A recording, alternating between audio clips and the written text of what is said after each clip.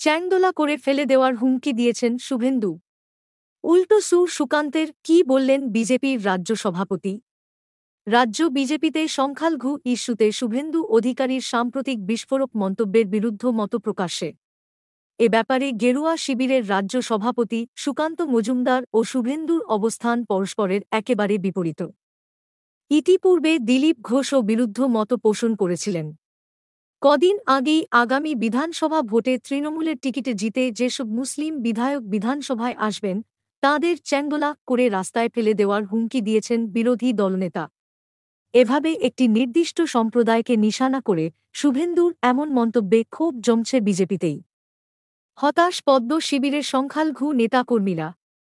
আর তাই কার্যত চাপে পড়ে মলম লাগাতে শুক্রবার এ প্রসঙ্গে সুকান্তর বক্তব্য, সংখ্যালঘুদের আমরা সম্মান করি, তারাও এ দেশের নাগরিক। ওই সম্প্রদায় আজ না হলেও কাল আমাদের ভোট দেবে। গত লোকসভা ভোটে রায়গঞ্জেও বিজেপি প্রার্থী সংখ্যালঘু অধ্যুষিত বুথে ভোট পেয়েছেন।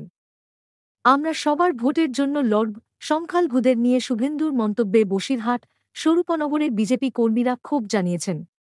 সেই পরিস্থিতি সামাল দিতেই সংখ্যালঘু প্রশ্নে বিরোধী দলনেতার সঙ্গে তিনি যে সহমত নন তা এদিন স্পষ্ট করে দিয়েছেন সুকান্ত। এদিকে বিরোধী দলনেতা যখন বিধানসভা ভোটে আসনের টার্গেট ক্রমশ কমাচ্ছেন, সে বিষয়েও এদিন মুখ খুলেছেন সুকান্ত। ১৮০ আসনের টার্গেট থেকে শুভেন্দু ১৫০ নেমে এসেছেন। সুকান্তর বক্তব্য, ২৯৪ বিধানসভাতেই সমানভাবে লড়বে বিজেপি। এরকম কোনো সংখ্যা আমরা আলাদাভাবে করি না। সব মিলিয়ে দলের অন্দরেই ক্রমেই কোণঠাসা হচ্ছেন বিরোধী দলনেতা।